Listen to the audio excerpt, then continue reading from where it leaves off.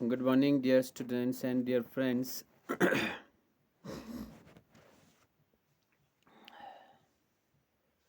Today we will discuss on the topic figures of speech. Introducing figures of speech.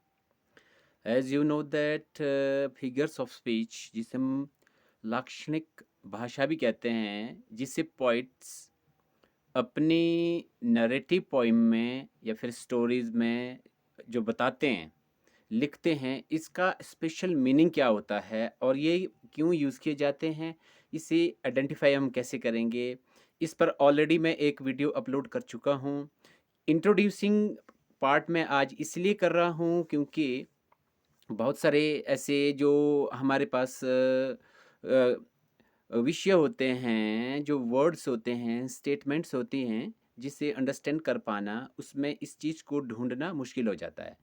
तो आज मैं इसको simplest method में introduce करने वाला हूँ। विद एग्जांपल हम देखेंगे कि ये कैसे होता है, ये कैसे यूज़ किए जाते हैं। सबसे बड़ी बात ये होती है कि इसे हम आइडेंटिफाई हम कैसे करेंगे, ठीक है? एक ऑलरेडी मैं पार्ट इसका अपलोड कर चुका हूँ। ये सेकंड पार्ट मैं आपको बता रहा हूँ कि इसको मैं ज़्यादा सिंप्लीफाई कैसे मैं आपको बता सकूँ। अगर आपने वो वाली वीडियो मेरी नहीं देखी है, तो कृपया उसको भी आप देख लें। वो भी मैंने इसी तरीके से अपलोड की हुई है, इसी तरीके से उसमें एक्सप्लेनेशन किया हुआ है, प्रोनाउंसिएशन के तौर पे भी मैंने वो स्पेशली बिल्ट की थी। तो वो आप देखें और कोई अगर कमेंट है आपके पास, लाइक, शेयर है, तो वो भी आप मुझे जो है ज़रूर दें। क्लियर? तो देखते हैं कि मैंने आज क्या आप लोगों के लिए प्रिपेयर करके लाया है। पहले तो हम इंट्रोडक्शन करते हैं इसके बारे में, जो फिगर्स ऑफ स्पीच है वो क्या होती है।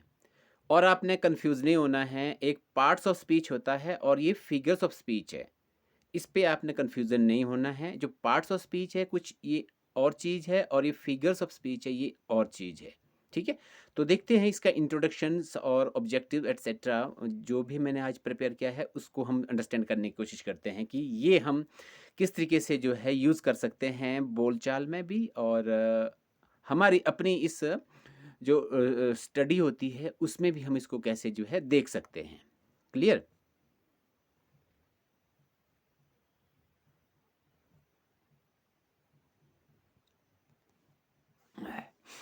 आपने देखा होगा जो हमारे कवि जन होते हैं, ऑथर्स होते हैं, राइटर्स होते हैं, ठीक है? वो फिगर्स ऑफ स्पीच को जो है यूज़ करते हैं, मैक्सिमम यूज़ करते हैं। लिटरेचर में, पोएट्री पार्ट में, ठीक है? क्यों करते हैं? जो उनके जो राइटिंग जो लेखन शैली होती है ना? लिखने का जो तरीका होता है, उसको बढ़ाना, यानी कि एनहांस करना, उसको सुंदरता के साथ प्रस्तुत करना, ठीक है? उन चीज़ों के लिए जो है वो यूज़ करते हैं ऑथर्स। अब जो फिगर्स ऑफ स्पीच है, ठीक है? वो जो है आपका नए तरीके से, या फिर हम बोल सकते हैं अनयूजुअल वे से वो जो प्रोड्यूस किए जाते हैं। और जो ये यूज़ किए जाते हैं, वो करते हैं जो हमारे जो एक्चुअल जो वर्ड होते हैं, उनसे भी परे का जो मीनिंग होता है, वो शब्दों के जो मीनिंग होते हैं, वो रिप्रेज़ेंट करने के लिए जो है ये यूज़ किए जाते हैं। जैसे कि उसका जो है शाब्दिक अर्थ क्या होगा, लिटरल मीनिंग के बारे में वो बताएगा। उसका जो सेंस जो जा रहा है वो अलग होगा, लेकिन जो लिटरल मीनिंग होगा उसके संदर्भ में हम जो है उसे यूज़ करेंगे। क्लियर? समझ आ गई बात? कि जो पोएट्स होते हैं, ऑथर्स होते हैं, वो अपने शब्दों का जो मीनिंग होता है, उससे परे का जो अर्थ निकले, शब्द से परे, स्टेटमेंट से परे का जो अर्थ होता है, उसको एनहांस करने के लिए प्रयोग करते हैं। ठीक है? Objectives at by the end of this class and this slides and this module, है ना, आप जो है योग्य हो जाएंगे क्या, कि जो फिगर्स ऑफ स्पीच होती है उसको पहचानने में, वो क्या होती है, कैसे होती है, उसे हमने कैसे आइडेंटिफाई करना है। दूसरी बात, आइडेंटिफाई करेंगे आपकी पोएम में जो फिगर्स ऑफ स्पीच होती है वो कैसे फाइंड आउट करनी होती है, कैसे यूज़ की जाती है पोएट के द्वारा। अगर हमने खुद से यूज़ करनी है तो हम उसको कैसे करेंगे, by the end of this class, this module and this session हम ये सीखेंगे। ये है मेरा ऑब्जेक्टिव्स है। ठीक है? और पहली है इमेजरी। जैसा कि आप देख पा रहे हैं, इमेजरी का मतलब क्या होता है? Mental image. आप इसको इस तरीके से ले सकते हैं, जैसे कि डिस्क्रिप्टिव राइटिंग में डेफिनेशन के तौर पर अगर हम देखते हैं, sight, taste, touch, smell and hearing. जो चीज़ हम इन पाँचों ज्ञानेंद्रियों से महसूस महसूस करते हैं, ठीक है? वो इमेजरी कहलाती है। अब आप कोई साइट से आप अगर देख पा रहे हैं, कोई दृश्य है, कोई व्यू है, हो सकता है वो पोएट के द्वारा डिस्क्राइब किया गया हो किसी पोएम में, डिस्क्रिप्टिव राइटिंग में। कोई टेस्ट के द्वारा अगर आप इमेजिन कर रहे हैं कि उसका टेस्ट कैसा है, टच स्पर्श के, स्मेल के माध्यम से और सुनने के माध्यम से जो भी आप इमेजिनेशन करेंगे उसे हम कहते हैं इमेजरी फिगर्स ऑफ स्पीच। आप इसको इस तरीके से भी देख सकते हैं, जैसे कि जब कोई राइटर इमेजरी को यूज करता है डिस्क्रिप्टिव व्याख्यात्मक राइटिंग में, वो पिक्चर जो है क्रिएट कर अपने माइंड में जो है वो पिक्चर को क्रिएट कर लेता है उसको, वो चाहे आपका इन पांचों ज्ञानेंद्रियों में से किसी की भी वो इमेजरी अपने मन में बिठा लेता है, तो वो इमेजरी होती है। इसका मैं एग्जांपल में आपको बताऊंगा कि इमेजरी हम कैसे यूज करते हैं, कैसे इसको हम आइडेंटिफाई करेंगे। क्लियर? एग्जाम्पल के तौर पर आप देखिए, एक राइटर है, एक बच्चा है, एक कुछ भी हो सकता है, आदमी है जो सोच रहा है इस वक्त राइटिंग के तौर पे, जैसे कि ये लिख रहा है, सोच रहा है, दिमाग में उसके इमेज आ रही है, the hot July sun cast an orange glare over the ocean waves, है ना? कि ये इमेज इसके दिमाग में आई है, ये विजुअल है जो इसके दिमाग में आया है, जिससे ये ड्रॉ कर रहा है। ठीक है? तो इससे हम बोलेंगे कि ये जो ड्रॉ कर रहा है, इसके दिमाग में जो विजुअल आ रहा है, जो वो ड्रॉ कर रहा है या फिर लिख रहा है या लिखा हुआ है, वो कौन सी फिगर ऑफ स्पीच है? ये इमेजिनेशंस के द्वारा किया गया पिक्चर है। अनदर एग्जांपल आप देख सकते हैं, सिमिलर है, the cool waves crashed over my feet as we walk along the gritty sand।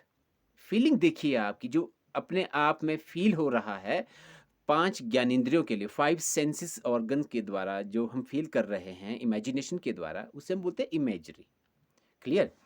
उसी प्रकार से हमें क्या याद रखना है, जब कोई राइटर या फिर ऑथर या फिर पोएट इमेजरी यूज करता है राइटिंग में, तो हमें ये पता होना चाहिए कि इमेजरी जो यूज़ की जाती है उसके रीडर के द्वारा जो पांच ज्ञानेंद्रियां हैं, उसके द्वारा जो महसूस किए जाने वाले जो शब्द होते हैं, है ना, जो उसके सामने आते हैं, अपीयर होते हैं, वो जो है इमेजरी कहलाती है। ठीक है ना? अब आप कुछ भी चीज़ इस तरीके से इमेज कर सकते हैं जो आप इन पांचों ज्ञानेंद्रियों के द्वारा जो है महसूस की जा सकती है, वो इमेजरी हो गई। ठीक है ना? इमेजरी जो है फिगर ऑफ स्पीच हो गई आपके स्पीच में, आपकी बोलचाल की भाषा में या फिर आपके स्टेटमेंट्स में। क्लियर? उसी प्रकार से आप सेकंड देखिए, सेकंड फिगर ऑफ स्पीच है सिमिली। ये आपका जो सिमिली है स्माइल के साथ या फिर स्माइली के साथ जो है मैच करेगा, या फिर हम बोल सकते हैं होमोनिम्स भी हो सकता है, होमोफोन्स भी ये बनता है। लेकिन इसके आपने विशेष जो है ध्यान रखना है। एक वीडियो जैसा कि मैंने पहले बताया है, ऑलरेडी बना चुका हूँ मैं, कि इसका उच्चारण कैसे रहेगा, जितने भी फिगर्स ऑफ स्पीच है 8-10 जो मेनली यूज़ किए जाते हैं।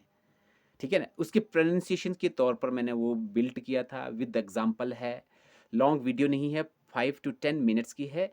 उसको भी आप विज़िट करके देख सकते हैं कि हमने ये कैसे यूज़ करने हैं, आइडेंटिफ़ाई करने हैं, जिससे कि हमारा जो फिगर ऑफ स्पीच है या फिर जो हम पढ़ रहे हैं, पोएट के द्वारा लिखे गए जो शब्द हैं, वो कैसे आइडेंटिफ़ाई करने होते हैं। डेफ़िनेशन अगर देखते हैं सिमिली की, ये मेनली जो है यूज़ किया जाता है बाय यूजिंग लाइक और एज। जिस सेंटेंसेस में लाइक और एज यूज़ किया जाएगा, उस सेंटेंसेस में जो सिमिली कहलाई जाएंगी वो रहेगी आपकी सिमिली। एग्जाम्पल के तौर पर आप देख सकते हैं, she rain like the wind, यानी कि उसने बोला कि वह दौड़ी हवा की तरह, वह दौड़ी। इस तरीके से आप उसको समझ सकते हैं। किसकी तरह? लाइक द विंड, यानी पवन की तरह, हवा की तरह वह दौड़ी। सेकंड फॉर्म ऑफ वर्ब इसमें जो यूज कीजिए, तो यहाँ पर जो लाइक यूज किया गया है, इसका मतलब क्या है कि ये सिमिली अलंकार यहाँ पर यूज किया गया है। और एक्सप्लेनेशन पे देखिए आप, running and the wind are alike things. अब आप देख सकते हैं रनिंग और विंड ये दो जो है आपस में मेल नहीं करती है। हवा का चलना और दौड़ना, ठीक है, ये अनलाइक है, लाइक नहीं है, भिन्न है ये, ठीक है। When we compare the speed of running to the speed of the wind, you are using a simile. जब आप दो अनलाइक थिंग्स को कंपेयर करके सेंटेंस बताते हैं या फिर बोलते हैं, तो वहां पर हम जो है सिमिली अलंकार यूज करते हैं। अगर हम हिंदी की बात करें तो उपमा अलंकार हम यहाँ पर जो है यूज कर रहे हैं। समझ आ गई बात? एग्जाम्पल देखिए, आप मोर एग्जाम्पल देख लीजिए। The snow was as thick as a blanket. अब आप देख सकते हैं जो थिकनेस की जो आपके पास कंपेयरनेस है वो लाइक है या फिर अनलाइक है। एक चीज आपने ये ध्यान रखना है, जब हम किसी दो अनलाइक थिंग्स को कंपेयर कर रहे हैं, वहां पर सिमिली अलंकार, figures of speech, figurative use किया जाता है। She was as light as a feather. You are acting like a baby. अब बेबी की एक्टिंग और आपकी एक्टिंग, अब देखिए लाइक तो नहीं हो सकता ना, अनलाइक है। तो यहां पर जो एज और लाइक यूज किया गया है वो सिमिली अलंकार है, ठीक है। He felt like a bug under a microscope. अब आप देख सकते हैं कि वो किस तरीके से जो है इसको फेल्ट कर रहा है। अब माइक्रोस्कोप का फेल्ट और बग का फेल्ट क्या है? महसूस होना, अनलाइक थिंग्स है।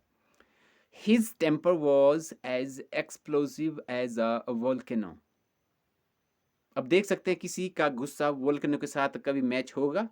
दो अनलाइक थिंग को जब हम कंपेयर करते हैं वहां पर हम क्या करते हैं? सिमिली अलंकार का प्रयोग करते हैं। अब आप देखिए, थोड़ा सा हम अपने दिमाग पर प्रेशर डालते हैं। When a writer uses simile, two unlike things are being compared, जैसा कि मैंने आपको पहले बताया, द वर्ड लाइक और as are being used to make this comparison, to make the comparison। जैसा कि पहले हमने डिस्कस कर दिया है, as और like यूज किया जाता है जब दो अनलाइक थिंग्स को कंपेयर किया जाता है। क्लियर? अब देखिए तीसरा जो फिगर्स ऑफ स्पीच है वो है मेटाफर, ठीक है। The definitions of the metaphor is similar to the definitions of a simile. Simile के समानांतर ही इसकी परिभाषा है। But there is one important difference between the two. एक ही माइनर सा डिफरेंस है, वो क्या है? Remember the definitions of simile as two parts. जैसा कि हमने पहले बोला था कि आपने सिमिली का एक चीज याद रखनी है, वो क्या थी? Two unlike things are being compared. Simile में दो अनलाइक थिंग्स को हम जो कंपेयर करते हैं, राइट। द वर्ड्स लाइक और as are use to make the comparison. पहली चीज जो थी कि दो अनलाइक थिंग्स को हम कंपेयर करते हैं, और दूसरी बात ये थी कि लाइक और एज को हम यूज करते हैं वो कंपेरिजन को करने के लिए, ठीक है। There will also be two parts of the definition of the metaphor. Metaphor के भी दो पार्ट्स होंगे डेफिनेशन के, जिससे कि ये क्लियर हो जाएगा। क्लियर है? उसको अंडरस्टैंड करते हैं वो कौन से हैं। Metaphor versus simile. Use the following example to figure out the definitions of metaphor. Definition आपको ऑटोमेटिकली क्लियर हो जाएगी, आपने गौर करना सिमिली की डेफिनेशन को, फिर मेटाफर आपको फाइंड जो है मीनिंग का ऑटोमेटिकली दे देगा, ठीक है। सिमिली क्या बोलती है? Fido is like a teddy bear. अब फिडो जो है टेडी बियर की तरह है। ध्यान देना, फिडो एक जेंडर का नाम है और टेडी बियर आपको पता है टॉयज है, टॉय है, ठीक है। Simile Fido is as soft as a teddy bear. जिस तरीके से भी आप कंपैरिजन करना चाहो दो अनलाइक चीजों के लिए, आप पर डिपेंड करता है। अब मेटाफर क्या बताता है? Fido is a teddy beer. क्या अंतर है? इसमें एज और लाइक का प्रयोग नहीं हुआ है, फिडो को हमने टेडी बियर ही माना है। हालांकि वो एक जेंडर है, ये कुछ भी हो सकता है, लेकिन टेडी बियर हमें पता है कि एक टॉय है। और देखिए दैट बॉय, सिमिली देखिए, that boy is like a pig, और इसको हम अगर मॉडिफाई करते हैं तो कैसे बनेगा? That boy is as messy as a pig. अब मेटाफर देखिए, that boy is a pig,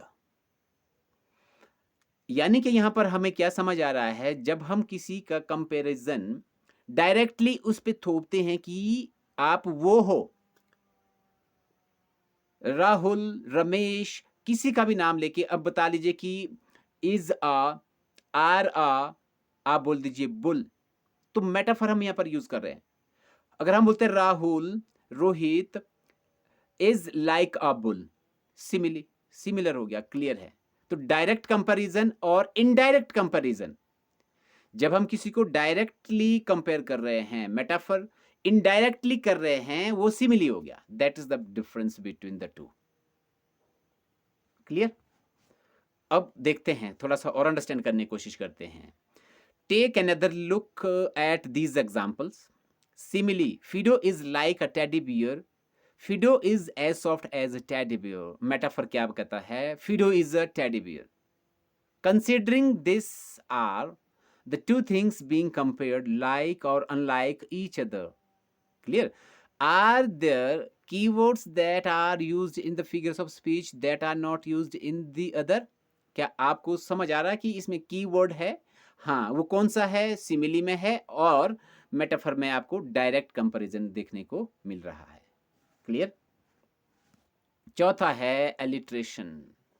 ठीक है, एलिट्रेशन क्या होता है? अनुप्रास हिंदी में इसको जो है कहते हैं।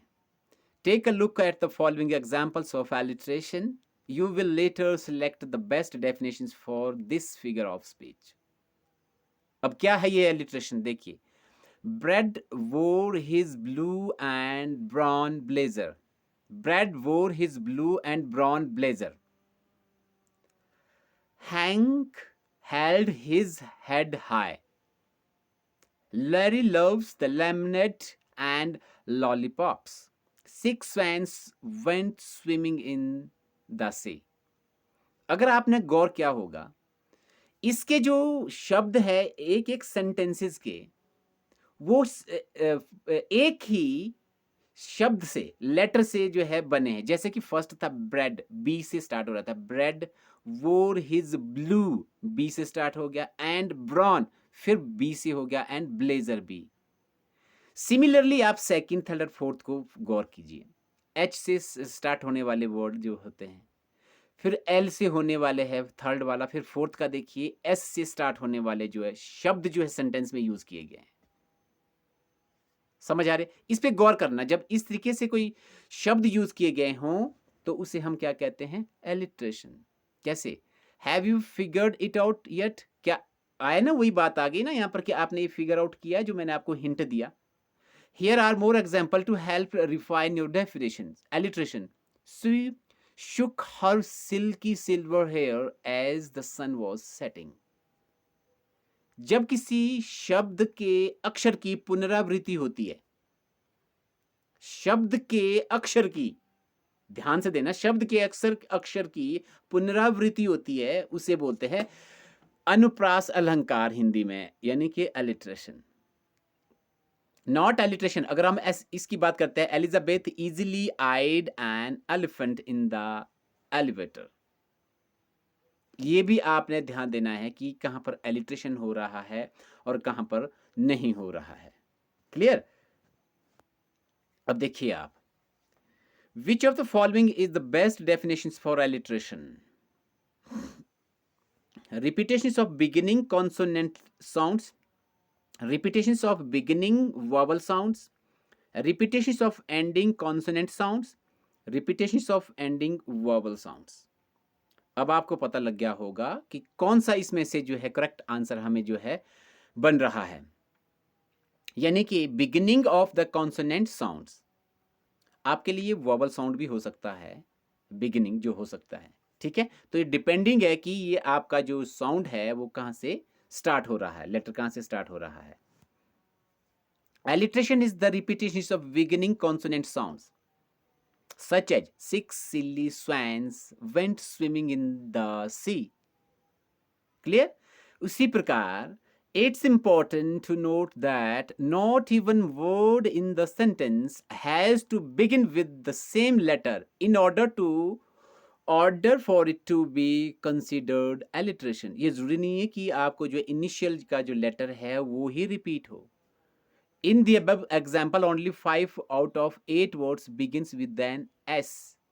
और जो ऊपर के जो शब्द है वो 5 ही थे, 8 में से 5 थे जो रिपीट हुए हैं। इस पर भी आपने जो है गौर करना है। अब चलिए नेक्स्ट पे, हाइपरबली, अतिशयोक्ति अलंकार। अतिशयोक्ति आपने सुना भी होगा कि आपको ये सुनकर या फिर जानकर अतिशयोक्ति नहीं होगी, तो वो ये अतिशयोक्ति है जिसे हम यूज करते हैं। क्या मतलब है? Think about the following examples of hyperbole. You will later select the best definitions for this figure of speech. आपने सेंटेंसेस को ऑब्जर्व करना, फिगर आउट करना, और आपको हाइपरबली का पता लग जाएगा कि ये क्या हाइपरबली इसमें हो रही है। माई बैकपैक वेज अ टन। अब ये बोल रहा है कि मेरे बैग का जो वजन है वो 1 टन के बराबर है। अतिशयोक्ति नहीं है, यानी कि किसी चीज को बड़ा चढ़ाकर बोलने वाला अलंकार। बैग का ज्यादा से ज्यादा वेट कितना होगा? 10 केजी, 20 केजी, और कंपेयर हम कहां कर रहे हैं? टन के साथ। यानी कि हम बात को बड़ा चढ़ाकर बोल रहे हैं, अतिशयोक्ति अलंकार यहां पर यूज कर रहे हैं। तो डेफिनेशन आपको क्लियर हो गई होगी शायद ये सेंटेंस को पढ़कर। क्लियर? अब देखिए एक अनदर एग्जांपल है। The wolf was 100 feet high. अब देखिए 100 फीट ऊंचा है वुल्फ, और अगर आप एक्चुअलिटी में देखेंगे तो हार्डली होगा ये 10 फीट, हो सकता है ना। तो जहां पर इस तरीके का कंपैरिजन हो रहा होगा वहां पर हम क्या बोलते हैं? Hyperbole figures of speech. अतिशयोक्ति यानी कि एग्जेगरेट करना, बात को बढ़ा चढ़ाकर बोलना।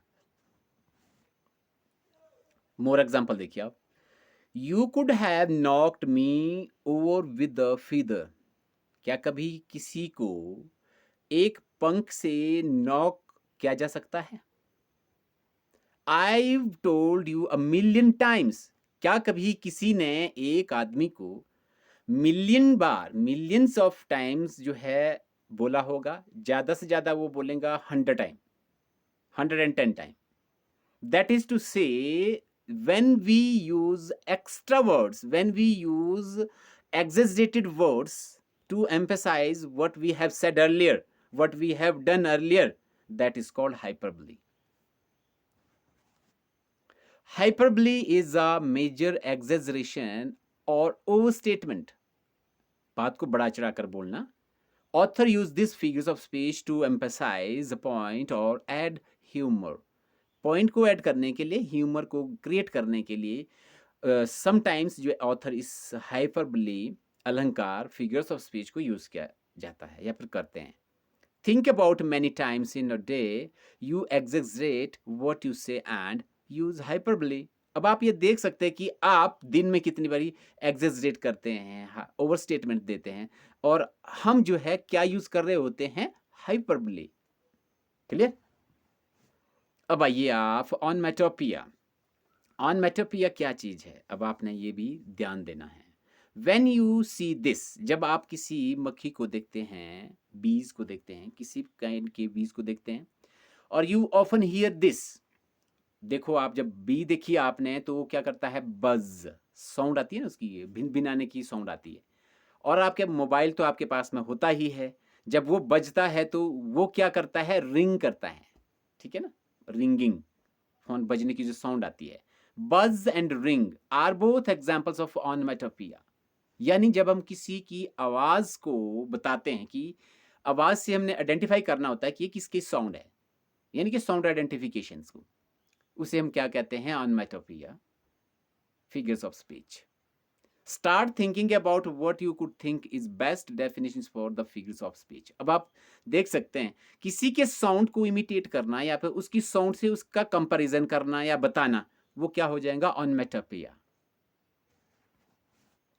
अब देखिए काऊ की साउंड क्या रहती है, मू। अब आप देखिए रॉकेट जो होता है या फिर जो आप बॉम्ब होते हैं उसकी जो साउंड जो निकलती है वो क्या होती है, बूम। अब स्वैन क्या करता है, quack. Sound identification is called onomatopoeia. Onomatopoeia is a word that sounds like its meaning, उसका जो अर्थ निकल रहा है। It can also be described as the use of a word which imitates a sound, यानी कि किसी की आवाज की नकल करना, अनुसरण करना। Other examples include screech, whir, sizzle, crunch, bang, pow, zap, roar, growl, click, snap, crackle, and pop. Many other sounds are that could be imitated. Clear? Seventh देखिए personification, मानवीकरण। किसी को मानव का रूप दे देना, उसको मानव मान लेना, ह्यूमन बीइंग मान लेना, गिविंग ह्यूमन ट्रेट्स, उसके गुण धर्म जो है आदमी की तरह मानना, या फिर करेक्टरिस्टिक्स, जितने भी उसकी जो विशेषताएं हैं, to something that isn't human, जो मानव नहीं है उसको ये ट्रेट्स और करेक्टरिस्टिक्स दे देना, है ना, सच एज एनिमल्स, ऑब्जेक्ट्स और नॉन लिविंग थिंग्स। इन सभी को अगर हम मानव के गुण धर्म दे देते हैं उसे कहते हैं पर्सोनिफिकेशन। अब देखिए आप थिंक करिए, when a writer uses personification he or she gives characteristics of a person to an animal, object or thing, और उनके लिए जो उसको जो है मानव का रूप जो है वो दे देते हैं। एग्जाम्पल देखिए, the willow tree shook her long hair. अब देखिए आप, willow tree shook her long hair. अब विलो ट्री का जो है उसके लंबे बालों की तो जो है तुलना की गई है, बालों के साथ तुलना की गई है। मानवीकरण जो है यहाँ पर जो किया गया है, और जो विलो ट्री है वो तो एक नॉन लिविंग थिंग है, ठीक है ना, प्लांट्स है, तो हमने लॉन्ग एयर के साथ उसकी जो है तुलना की गई है। अगर आप एक्सप्लेनेशन देखेंगे, the example is referring to the way that the willow tree's long branches sway in the wind, झूलते हैं ना हवा के साथ। By saying shook her hair long, the tree is given characteristics of a human.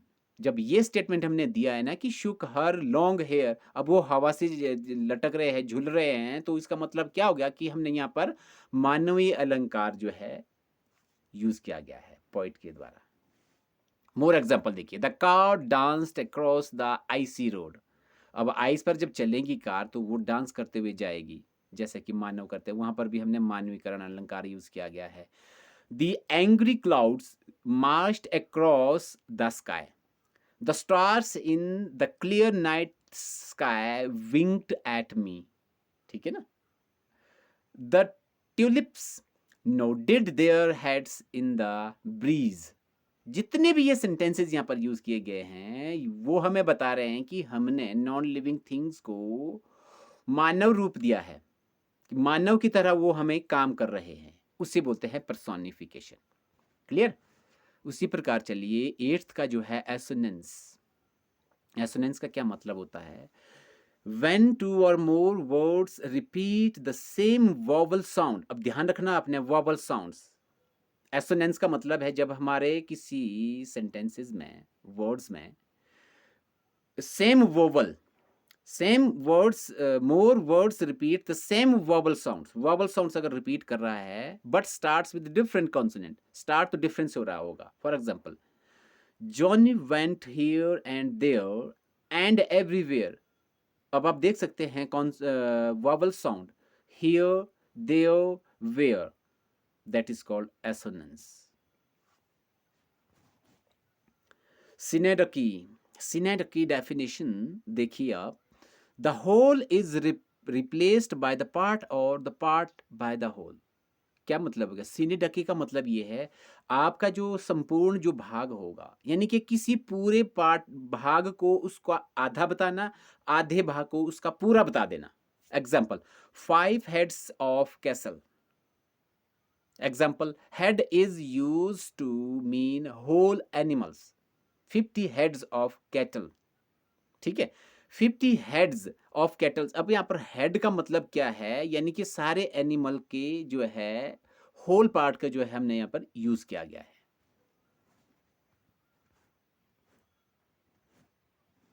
Clear?